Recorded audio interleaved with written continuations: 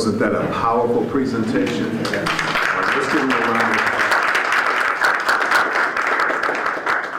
I was sitting back there taking notes on my phone, and you all know I'm a preacher, so I can talk too. But I'll limit it. But one thing that one of my takeaways was to everyone, you know, some people have lived through it, fought against it, or still trying to make sense of it. But one thing about it is you're not alone. And that message rang so true this afternoon. And another thing that came to mind that I took notes about was, and I know some of you may or may not have it, may have an issue with this, but Isaiah 1:17, it says, learn to do right, seek justice, defend the oppressed, take up the cause of the fatherless, and plead the case of the widow. And I believe everything that he said connected with that particular scripture. That's what came to my mind today. I want to take a moment before we take a break. I would like, you're all right. I would like one of our outstanding stakeholders. They're all outstanding, but this young lady has supported me in every way that she could. I would like Ms. Cheryl Harvey to come up and just take a moment to share who our stakeholders are at this time. Thank you. Let's give her a round of applause.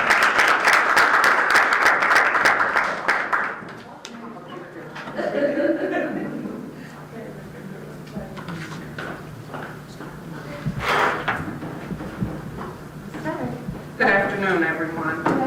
I am Cheryl Harvey. I am the Director of College and Career Readiness at Washtenaw Community College, and we are very proud to be a stakeholder in this effort that Pastor Jackson has taken on. And so at Washtenaw, we are the educational partner, and we are invested in helping the community through GED programs, apprenticeships, short-term certificates, or getting an associate's degree. So we are proud partners and here to help people through that process. And I'm not the only stakeholder in the room, so I would like for you to meet the other stakeholders who are here. So I'll name your organization. If you're here, stand up and let everyone know how you are working with Peacenic. So, part of credit union. Hello.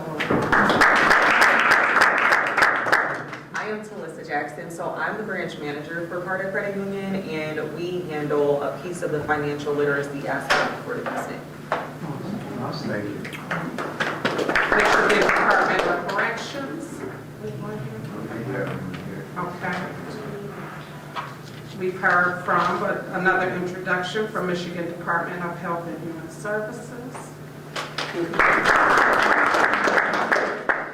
Bank of Ann Arbor. I don't think Creola's here. Is the LAITR reentry? Ladder.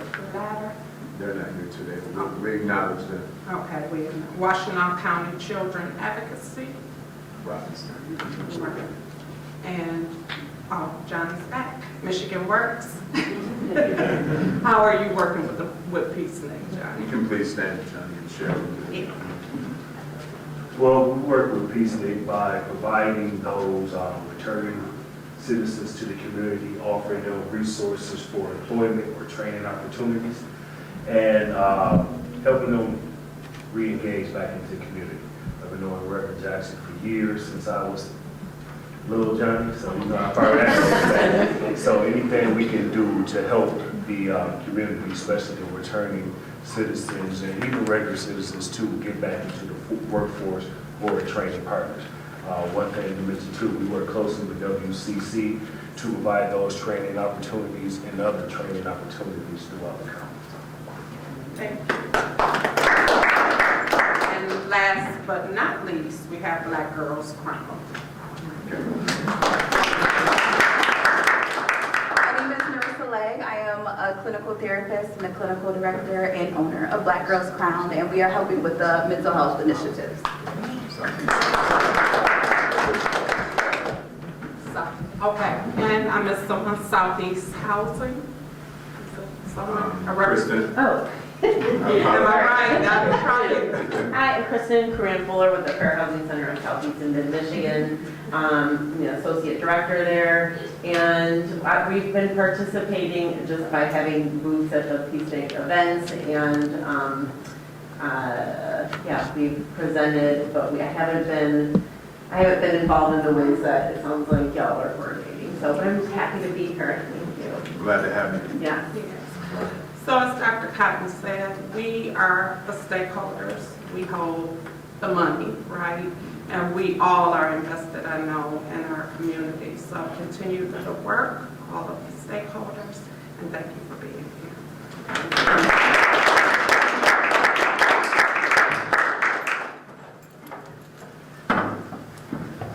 At this time, we're going to take a 5 to 10 minute break, and you all are welcome to all the goodies to my right and to your left. All the cakes, okay, they're over there. That's compliments of Marjorie Maynard. And we do have Miss Carla. She is going to come up and share briefly. I was going to give you time, but come on now. Okay. Come on now. We appreciate you Okay. so much. And we appreciate you. So I wanted to welcome everybody to St. Luke Church. And because of Friends Indeed and Circles, we have this lovely atmosphere once a week. And we wanted to invite you all to see what we do. And Friends Indeed has been around for over 40 years. And we've got some wonderful activities coming up that we want you to know about. As you came into this facility, we have a flat screen outside that talks about our Over the Edge activity. And so we invite you to explore that, ask us questions. And then we also have some literature and some brochures for the circles of Washtenaw County.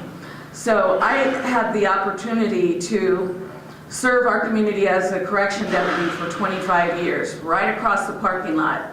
And every day I would say, once I retire, I'm not coming to this side of town, and here I am. So we wanted to welcome you, and on behalf of St. Luke, and let you know that the restrooms are right outside the door. Plenty of cake, iced tea, lemonade. We just want you to feel welcome. And we just want to thank you for participating with Peacenic.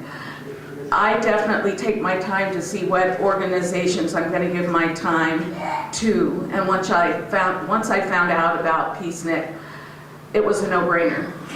And I'd like to also thank you, sir, for being here and sharing your wisdom.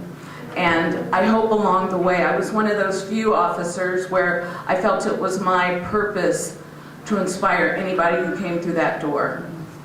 And so I just hope there was maybe one or two during your journey of officers who did that for you. There you go. There weren't a lot of us, but also I wanted to thank you all for what you do in your own capacities. And I hope that I will see you again every Wednesday until Peacenic. So everyone enjoy the break. Over there, Carla, bravo, encore, and kudos to you. You did a phenomenal job. We appreciate you. And to the VP, Tyrone, we'll have you come up afterwards and have words. Thank you, sir. Okay, fantastic. All right, are we ready for our, we're going to have our stakeholder to come from Parter Credit Union, Ms. Talissa Jackson. She's one of our outstanding stakeholders, and she's very resourceful, very professional, very polished, and I'm sure you'll enjoy her presentation. I'm going to turn it over to Ms. Jackson. Let's give her a round of applause. Right. So I am pretty much, I've already introduced myself, so I'm the branch manager at Parter Credit Union. We are located right in front of Peacenic High School. We are right on that corner. And I'm just going to give you guys a quick spiel on credit building, okay? Because that is something that is very important and a lot of people don't know about. It's me. So, I already have introduced myself. So I am Talissa. I've been doing this for about 10 years. And I've been in management for about 6 years. And I am currently pursuing a degree in business management right now. So yeah, I love finance. And that's all about me. And then Park Credit Union, so we've been around since 1937. We started from Park Davis, and that is where we got our name from. We have 8 branch locations, and we have $245 million in assets. And as I've already said, we're located right in front of Ypsilanti High School. So just a quick explanation of the difference between credit unions and banks, because a lot of people do not know. So the biggest difference between a credit union and a bank is that credit unions are non-profit. Banks are for-profit. So oftentimes, we're able to make more exceptions. We're able to, be the deciding factors. In a lot of banks, they use machines. You apply for a loan, it's kind of just automatic decline or approval. We're able to actually hand sift through our membership profiles, and we can actually take a multiple amount of deciding factors when it comes to making certain decisions that may be for the benefit of our members. And as you can see, there's multiple differences, but I won't go through all those for you guys today. All right, so as I've already stated, we're just going to talk a little bit about building credit. So, as you know, it's come off a little bit, but credit is basically where you're borrowing something, right? You're going to use your credit to purchase something that you do not have the funds to do right now. So most of us are familiar with this when we're purchasing a home, or we're doing student loans, or we're purchasing a vehicle. Even with credit cards, all of that is basically you promising to pay an institution back. And your credit history is how you have managed that. So your credit history is very, very important. We all should be familiar with this probably. It is your credit report. So when you're looking at your credit report and you see if you paid anything late, you see if you paid anything on time, you see if you've had any collections, that's all in your credit history. And the credit history is used to calculate your credit score, which is also on your credit report. All those are factors in coming up with that score. And so essentially, as we know, that score is how institutions decide if they are going to lend to you or not. So when you are trying to get an auto loan, when you're trying to get that home loan, when you're trying to get a credit card, they're going to look at your credit score. Now at the credit union, we do not do approvals or denials based on your credit score. We do approvals or denials based off of your history, and then we do your interest rate based on your credit score. So you still want to make sure that you are, aware of all of the factors, because credit union or a bank, it's going to matter. So a good way to build your credit history is secured credit cards. And basically, what a secured credit card is, you're putting your own money up front. You're going to use that credit card to make your purchases or do whatever you would like to do with it. And basically what you're doing is you're showing us that you know how to handle that credit card. At that point, when you have been able to successfully have a secured credit card, that's when you would eventually be ready to have an unsecured credit card.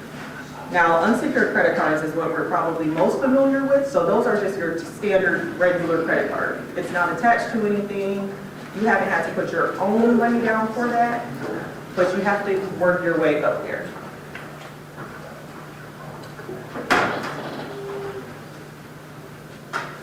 So, go back just one second. Another way you can build credit is being an authorized user. But one thing about being an authorized user is you want to do that with caution. Being an authorized user means that you are connecting yourself to whatever person's profile or card it is, but that also means you're connecting yourself to whatever happens with that card. So if you are going to add yourself as an authorized user, you want to make sure that they are responsible. Because if they are not, and they use that card irresponsibly, that's also going to bring your score down. Which is why, I may be a little biased on this, but it depends on who you talk to. I've always said, do not put your kids as an authorized user. That's just my opinion. I know a lot of parents that do believe that's a good way to start your child with having credit. even if you are responsible, the thing is, when we're actually looking at a loan application for your child, once they get of age, we're not going to look at the fact that they had an authorized user. If that's the only thing positive on their profile, it still doesn't matter. Because you're still not showing that you can pay the fee. And then, of course, if something bad happens, your child now has negative credit. All right. So your mix of credit is here. So it's 30% amounts owed. So you want to always make sure you're keeping those balances down. You always want to make sure you're only utilizing 30% of your credit cards. 30% of your credit period. So even if you have a credit line, you want to make sure it's always 30% or lower. Your payment history is 35% of it. The good thing to know about credit though is your history is for 7 years. So you may make a 30-day late, 60-day late payment only one time, but it's going to be on that history for 7 years. So you want to make sure you are very cognizant of the fact that payment history is extremely important. Even if you're just making the minimum, make sure you make your payment. Credit mix is another one that's 10%. So credit mix is actually, are you able to handle different types of credit? So we have a few people where they may try to come to us and get an auto loan, but you've only had a $500 credit card. You don't have a good mix of credit. That's going to not benefit your credit score, and it's also going to make it harder for you to get new lines of credit, unfortunately. A good mix of credit is usually having something that's revolving, like a credit card. You want something that is stagnant, like an auto loan, mortgage. You want to have that mix. You want to have something revolving and something that's not revolving. And then new credit is 10%, so you don't want to just approve or accept, I should say, every credit card offer that comes to you. If you have a whole bunch of new credit lines, that is a red flag for institutions. And then last thing is length of credit history. This is very important to know as well because you want to take this into account when you are closing lines of credit. So if you are going to close a line of credit, you lose all of that length of time. So you want to make sure that when you are considering closing anything, it is something that you haven't had that long. I would never recommend closing the longest line of credit that you have. It's going to take your score. Okay. All right, so you want to make your payments on time every month. You want to keep your credit card balances low. Apply for new credit only when you need it. So don't just be applying for stuff. Obviously, when you do a hard credit pull, that also dings your credit. So ignore bills. Do not ignore your bills. I see a lot of credit gurus say, oh, if it's at collections, just don't pay it. You need to pay it. That is not good. So make sure you pay it. And then make sure you are always reviewing your credit report. So I know one thing at the credit union, we are actually trained on credit advice. So we are able to give credit advice. So when you have a membership with us, we're actually able to review your credit report with you. So, and make your payments on time. So we talked about the secured credit cards. And then another option is secured loans. So when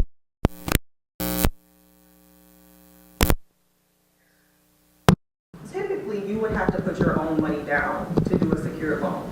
But at PARTA, we actually put the money down for you. So you don't have to put any money down, you just start making payments.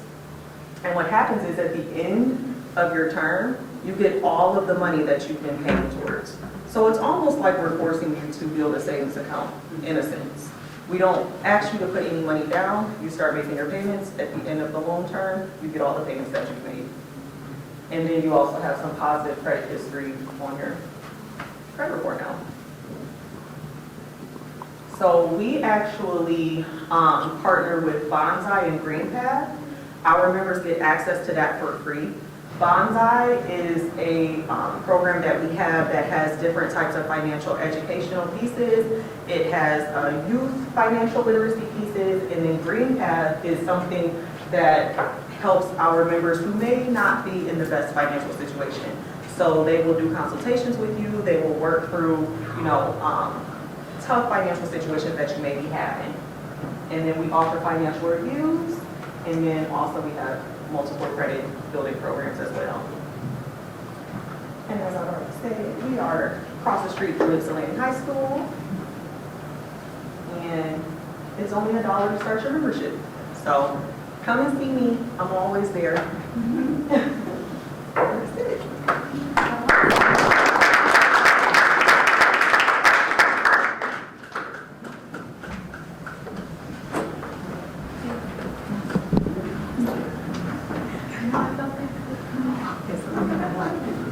Fantastic job, Talissa. Thank you so much.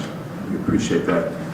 Without any delay, we are going to have Dr. Marvin Cotton Jr. come back and share for the second half of our session, mobilizing communities for justice and change. I thought that was a really good segue or topic for him to share on today.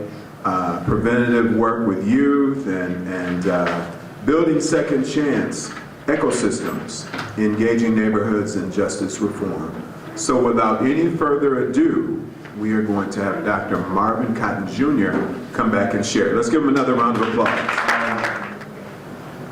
I talked a little bit about when I got out, and I seen the condition that the community was in.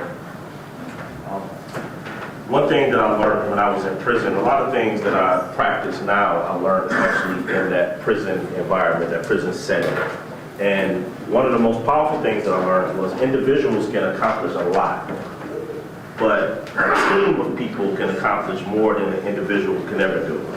Individuals, the right combination of people can actually multiply a thing. The team of people that I work with are mostly women, because women actually get the job done. It was actually, and big shout out to my guys that's out here doing work, but women actually get it done. It was actually all men that led to my wrongful conviction. All men detectives, man prosecutor, man judge. At that time, we had a man governor, a man attorney general. It was like all men from the top all the way down. But when I was exonerated, it was an all-women team and the conviction integrity unit, woman judge, woman prosecutor, Kim Worthy at the time, and still now, woman governor, attorney general, was like women all the way down, like literally, y'all cleaned up a mess. But having that right team is so important. So how do you build a team? The best way to mobilize and get people's attention, and I learned this when I was running for office. I ran for office in 2022. I ran for state representative in the 11th House District, which is part of the east side of Detroit. Harper Woods, and about 80% of St. Clair Shores. Is people need to be able to rally around a cause. You have to have a real problem that people are willing to be invested in. A lot of people put together teams, but they don't mobilize them around an idea. Or sometimes they have the idea, but they haven't really helped people see the idea as clearly as they themselves may see it. Well, we have a lot of problems in our community. One of the first things that I faced when I got out was I didn't have any vital documents or ID. Didn't have a driver's license, or ID. I didn't have a social security card. I didn't have a birth certificate. I couldn't prove who I was. I was walking around with a newspaper that they had put me in, like, this is me. Secretary of State said that's not good enough. So I needed to set up a bank account. And you can't set up a bank account without any ID. So if someone had a check for me, I couldn't even put it in the bank because I didn't have a bank account. So I literally, that was like one of the biggest challenges that I faced as soon as I got out. But I was able to get on top of it, do the relationships and stuff like that. I was able to get a bank account set up and start the credit building process with the secured credit card and the secured loan and About a year and a half, 2 years later, I think I was a little bit over an 800 credit score, so I kind of worked that out good. However, to be able to mobilize, you have to mobilize people around an idea. And ideas are usually conveyed with words. What words are we using in order to rally people around our ideas? The idea that we have for making our community better. We started the organization of exonerees because of some of the reasons that I named. When guys was getting out, I had a 4-day notice. So the Michigan Department of Corrections, they didn't have time to order me a birth certificate. They didn't have time to order me a Social Security card. So I had a 4-day notice. I walked out of the door literally with no time to do the things that they do for parolees. A parolee, they know when they're getting out. They know months in advance. So they're able to do things for them that an exoneree, they just throw your hands up. They say, you're not a state problem anymore. We have no authority in your life anymore. They throw their hands up and you're left to your own devices. So we started the organization of exonerees to fill in those gaps because there was no organization out here helping those that's been wrongfully convicted, helping them get on their feet, helping them get ID, helping them get housing, helping them get anything, because we didn't even qualify for those things when we walked out the door. We didn't even qualify for them. So, in order to use that organization, it's one of the things that we've done to have impact in the criminal justice world was we had to start building relationships. We had to start building relationships. We live in a world where people don't like to connect anymore. They don't like to talk anymore. If it ain't on social media, if it's not on social media, we don't do it. We don't like to connect anymore. But that connection is how you mobilize. People need to feel that personal connection, that personal relationship. So that is really the root and the really root and the core of mobilizing. You gotta connect with people. When I was running for office, I've had guns pulled on me. Part of the district is in Macomb County, and if you know anything about Macomb County, me knocking on some of those doors out there in Macomb County, and I knocked on all of them. I seen the Trump flag flying out there. I knocked on the doors too. But I learned that you got to connect with people. You got to find out what their story is. I had to keep my team motivated, those that was out there knocking doors with me. And I'm not running for office now, so this is not a campaign speech. But I had to keep my team motivated. That's a different type of motivation than going out into the community trying to get people to vote for you. Because I was asking people to work with me, and I didn't have any money to pay them. That's a different type of motivation and mobilizing and getting people to show up in the summertime before the primaries to actually go out there and knock doors with me and talk to strangers and get guns pulled on them as well.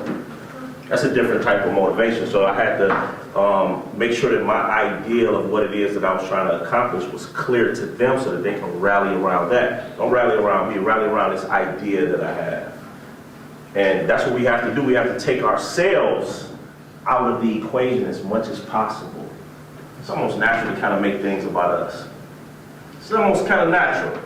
And that's what brings down a lot of organizations and groups and teams. Everybody want to be Bobbie Brown or David Ruffin.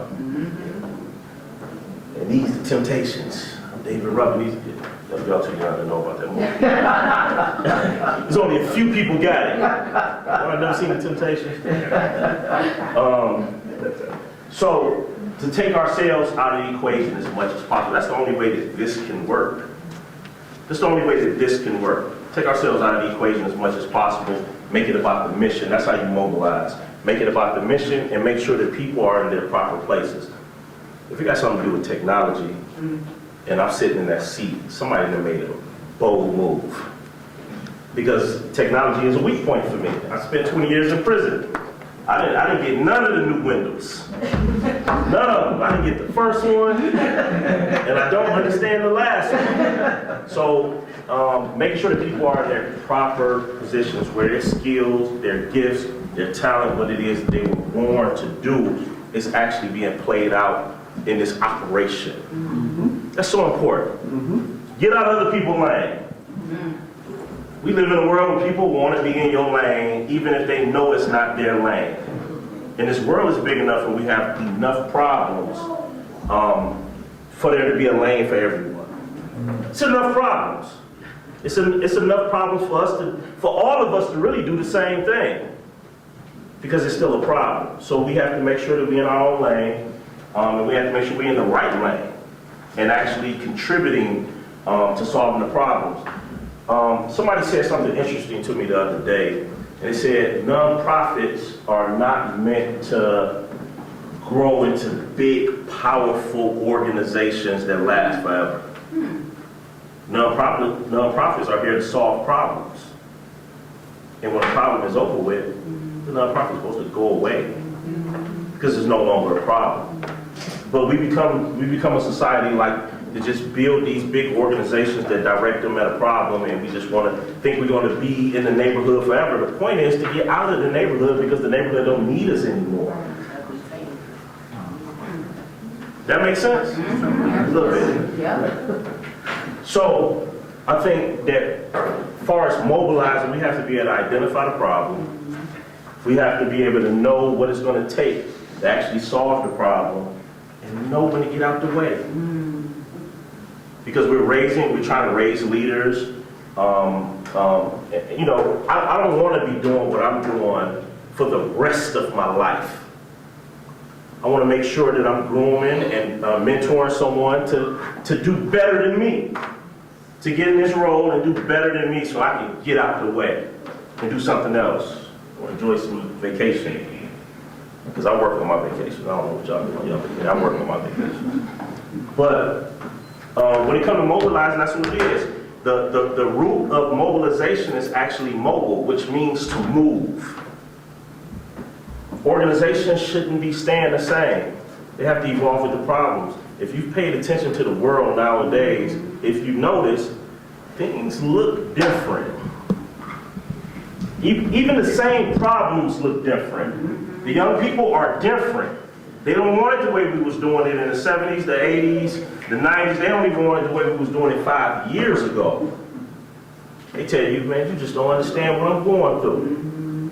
So we have to be able to move with the time and be able to answer the problems that we're facing right now today. I sit on a lot of boards. I sit on 12 boards of organizations. And like I said, I know a lot of us wear a lot of hats. But the reason that I sit on so many boards is because I understand how important it is for my voice to be at these different tables. Just like it's important for your voice to be at as many tables as possible, because what happens is if you're not in the room, somebody's making decisions on things that you care about or things that impact you or others similarly situated, and your voice is not at the table. So when decisions is being made, nobody ever bring up the things that you know need to be brought up to help shape the solutions. And it's nothing worse than someone adding a solution that doesn't fit the problem. It's nothing worse than that because you still have that problem. Problem is never fixed. So getting to the table.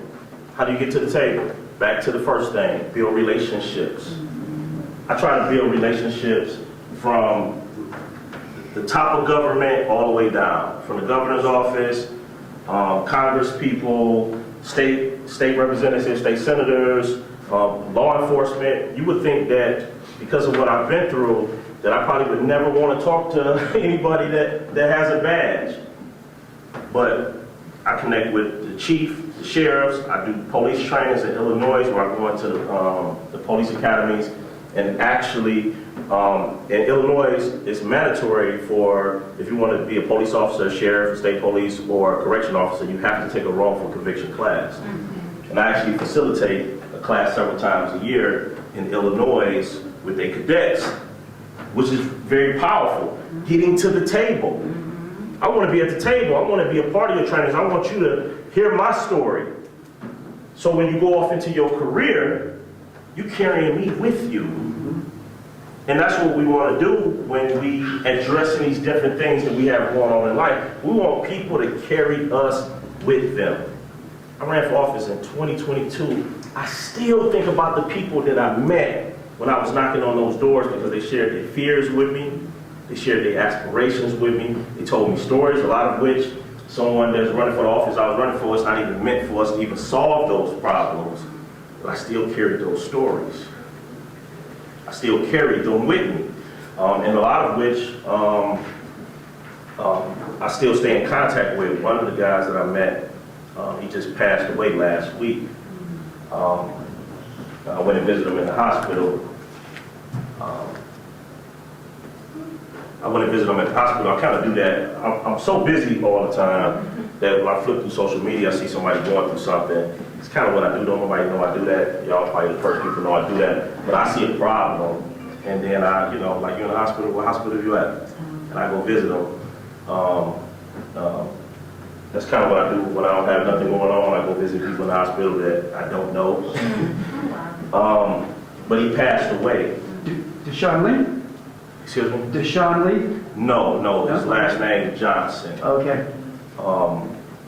And he actually passed away a couple weeks ago, but I found out, scrolling through social media, that he had passed away after I visited him. But I met him when I was out running for office and meeting people and staying in touch. But my point is, building those type of relationships is what's necessary in order to really have an impact. Influence and power is always rooted in relationships. And the better your relationship you have with the community, the better relationship you have with other stakeholders and people that control the money. Because I know that's a problem that everybody in here has. It's hard to get the resources and the money to make things happen. Connecting with the money is what's important. Connecting with the community so you can stay grounded. What I like to do, and I hope I'm not jumping around. What I like to do when, something great is going on in my life, and my life has really been a whirlwind of beautiful things since I've been out. To stay grounded, what I like to do is go to my old neighborhood, and I go to the house that I was born and raised in, then I go to the house that I was in when I was arrested, and then I go to the spot that I was in when the handcuffs went on. And I like to remind myself of what I've been through and what I survived, so that I don't let the beautiful things that I have going on in my life make me forget of where my roots are.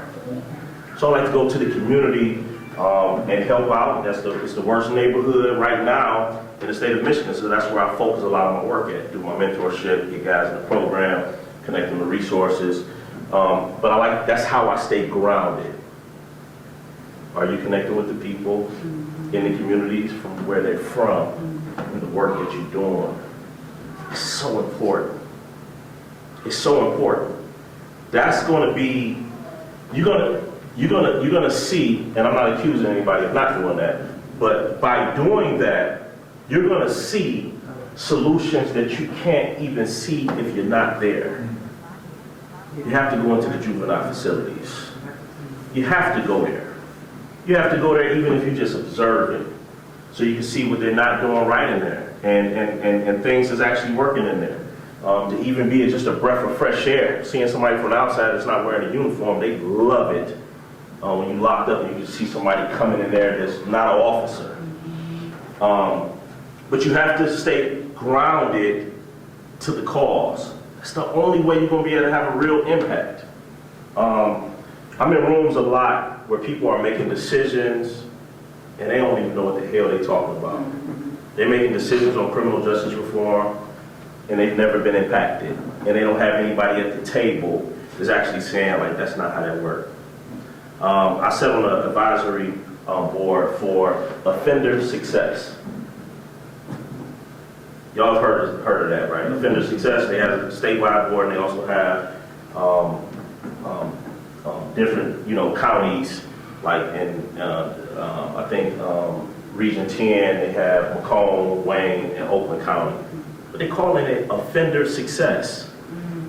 And one of their main problems was nobody signing up to get into the programs. I said, who wants to be a part of a program called offender success? Those words conflict with each other. So having us at the table, I argue with them every meeting. Like, that was like my number one goal. When I go in there, I'm arguing about this name. I'm taking up half the meeting arguing about this name. Because that's how important it is.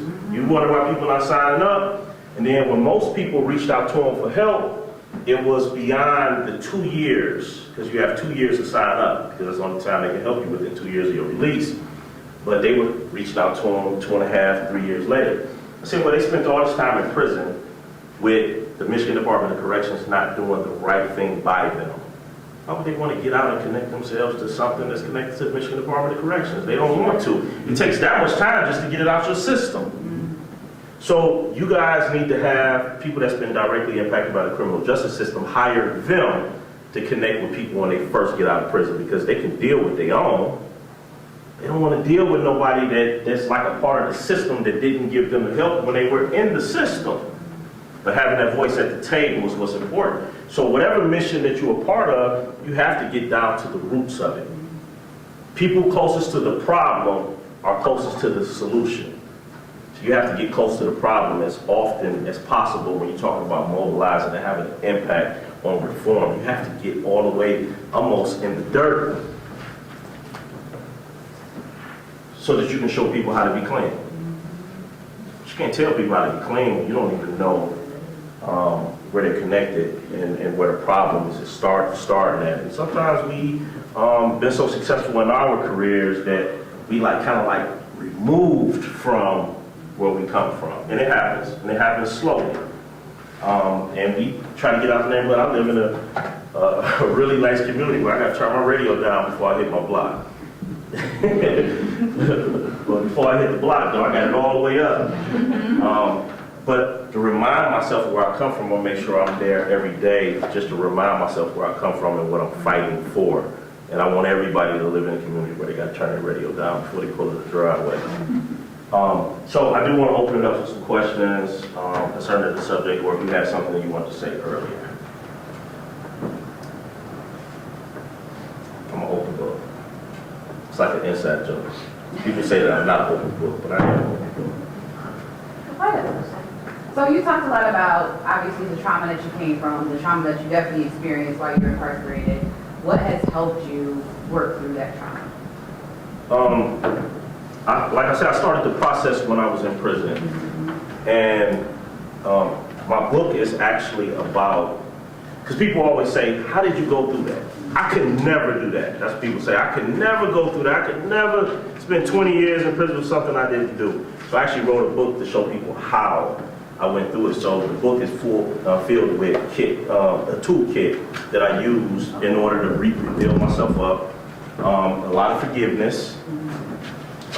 Forgive others, and sometimes you have to forgive others that's not participating in the process. Because nobody in the system is saying, I'm sorry and apologize for what happened to you. That hasn't happened yet. I've been out 4.5 years.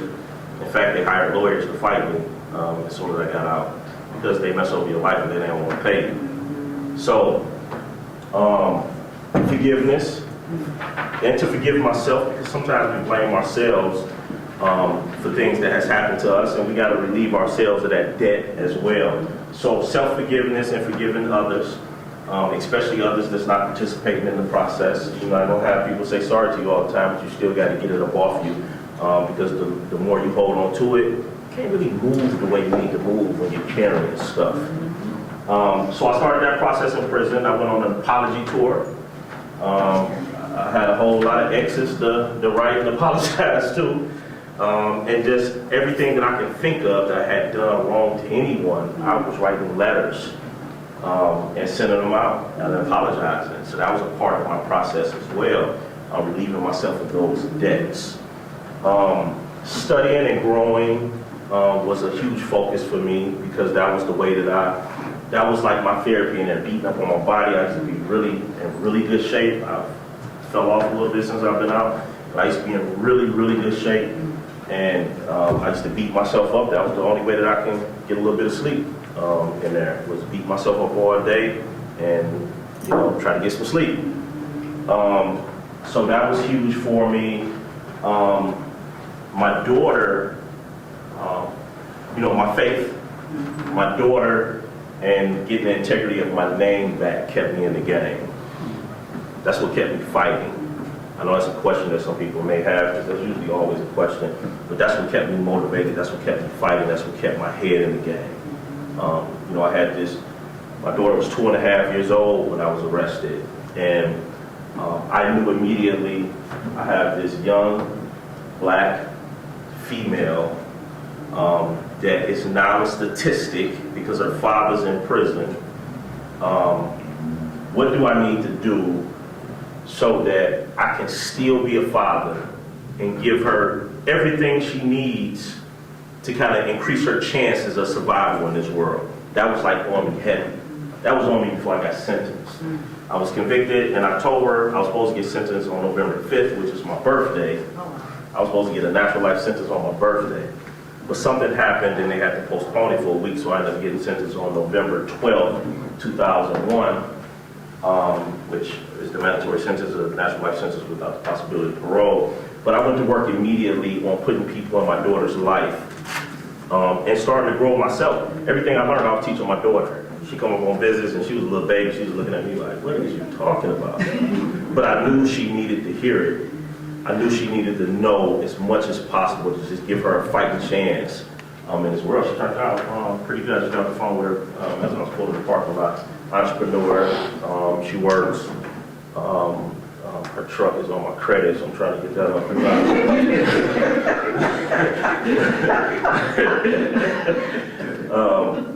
but she grew into a very beautiful young woman, and she's 27 years old, and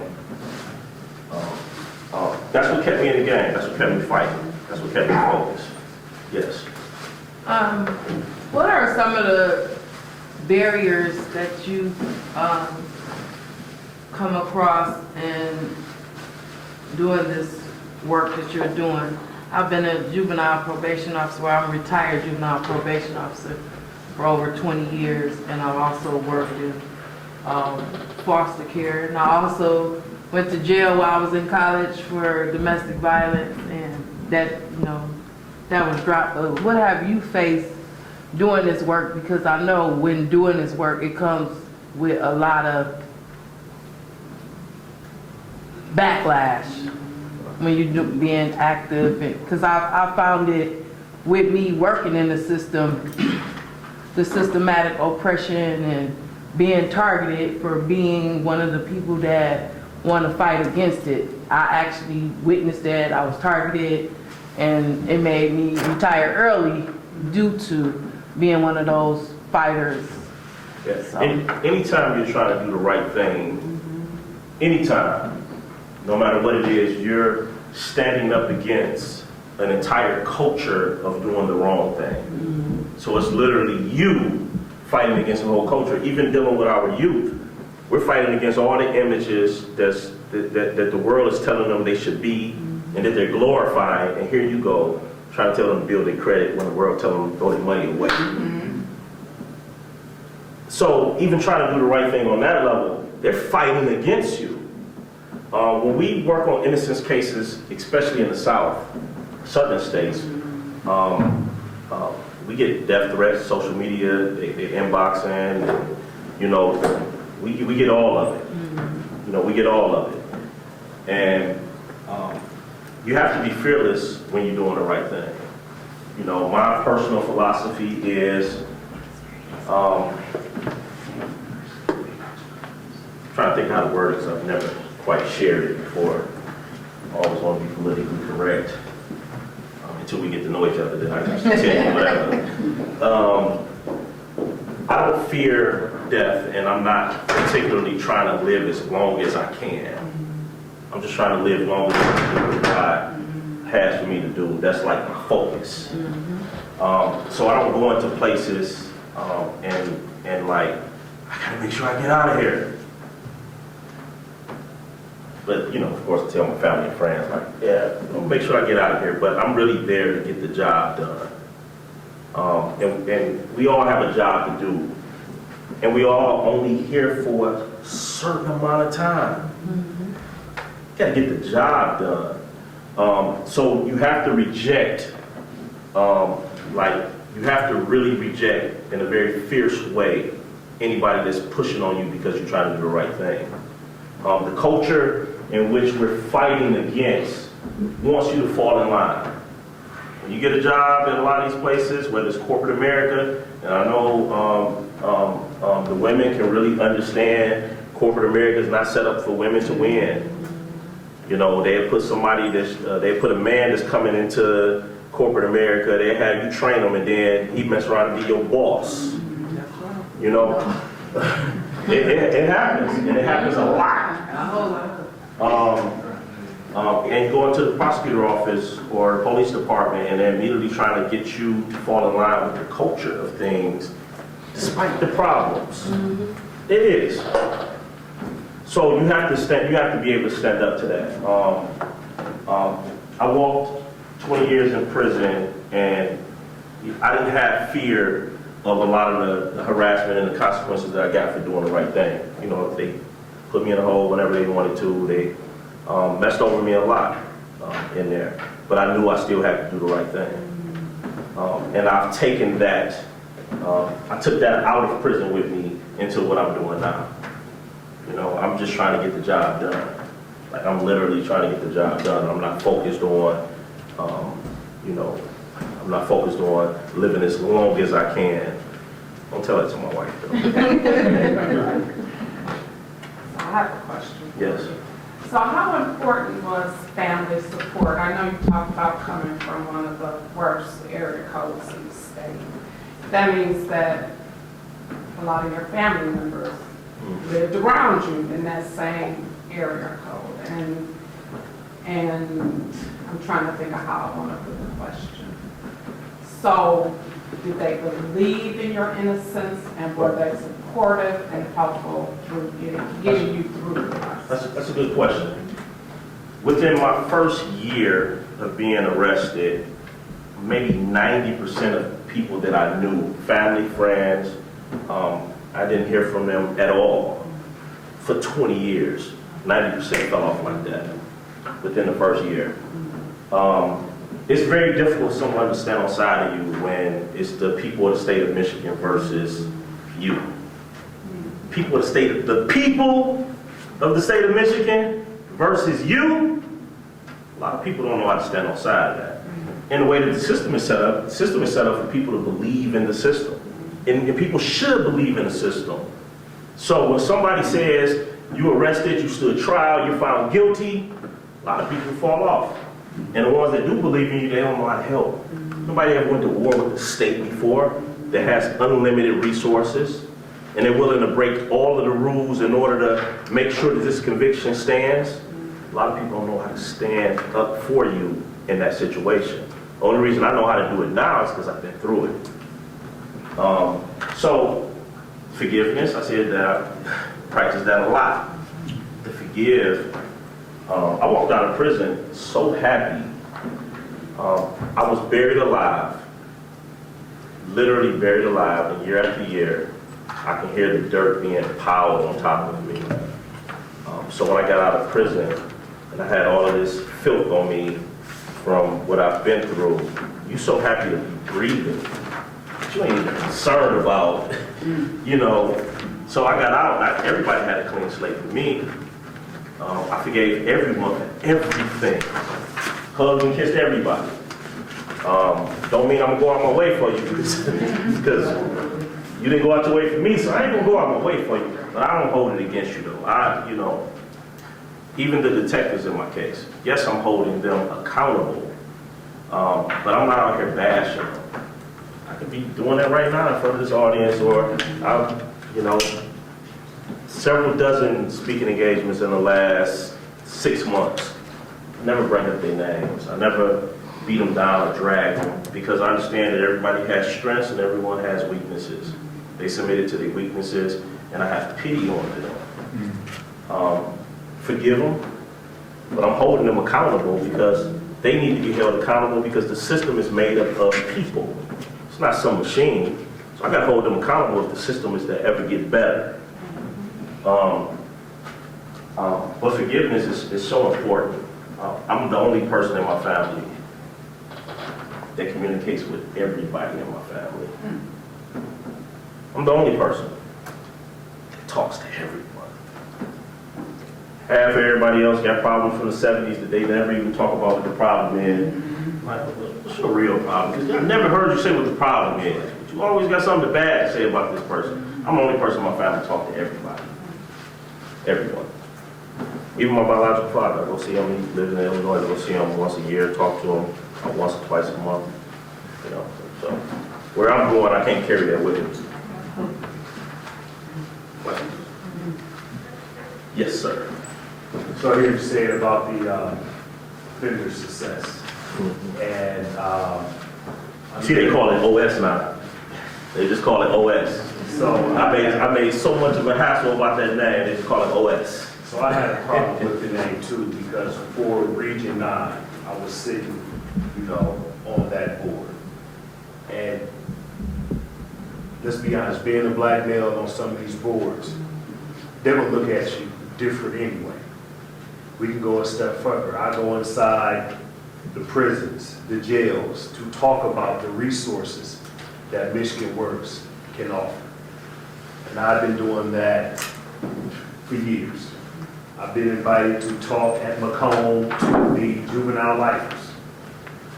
I've been asked to talk to minor federal prison. So it's a lot of things I do through Michigan Works, not your typical Michigan Works will do. Just as be here to listen to your story. There's been many times when I went to minor federal prison and just your presence going in. So they're like, hey, we got a guest speaker from Michigan Works coming. They're thinking, oh man, it's gonna be a white guy, don't know nothing about anything, but then I come in. Now you got their attention. And some of the people I was speaking with, I know you. We grew up together. We used to ride bikes together. We used to do all this together. But when I took that right turn, you took that left. But I could have been easily right there with them. So when I speak from the heart and tell them the truth. So when you said 90% of your friends and families stop talking to you, I tell them, okay, you got your release date. A year before, everybody, yep, you can stay with me, you good. 6 months, okay, you good.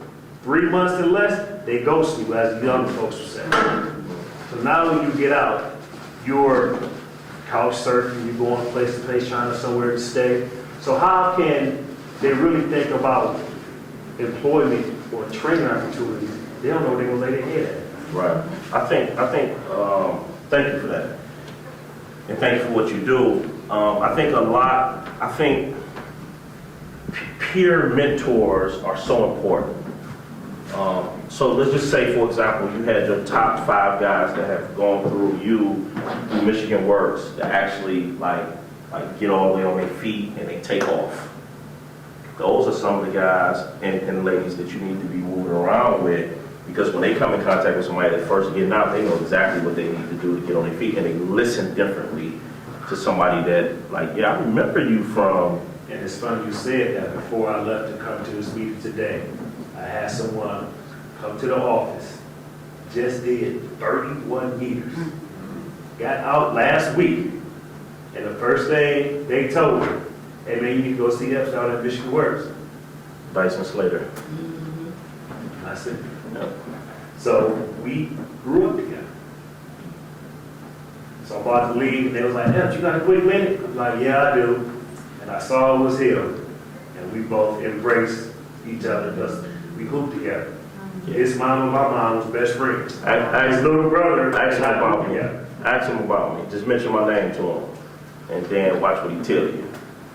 So, But he gonna be all right though. yeah. He gonna be all right. He was. I'd like to connect with you afterwards. Yeah, absolutely. He was an absolutely solid guy in prison, helping and teaching, and like literally dedicated his entire life with a life sentence to helping other people in prison. He gonna be all right. He gonna be all right. What's the name of your book and where can it be found? Better Not Broken: The Optimistic Guide to Leveraging Life's Pain and Overcoming Difficulties. It's an Amazon bestseller, so you can find it on Amazon. I got a copy. I'll give it to you mine. We want to make sure everybody knows where to get that in. Did you bring some today? No, I didn't bring any today. I did something yesterday and they bought all the copies that I had. So, yeah, but you can find it on Amazon. I think it's a really good read. It's going to be hard to start reading in the beginning. It's going to be a little hard in the beginning. It's going to be emotional. You're going to have to probably put it down. And usually people say when they pick it back up, they read it straight through. So, yeah. So, thank you.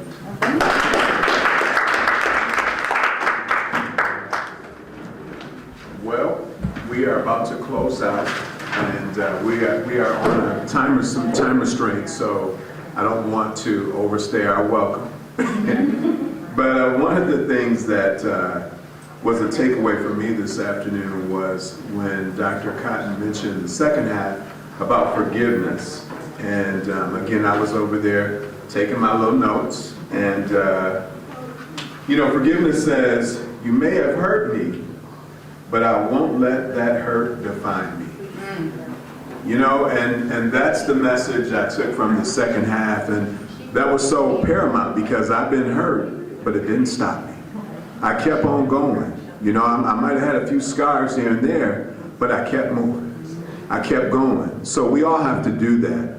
We all have to keep moving forward, and we have to use resources like this so that we can move forward and that we can benefit.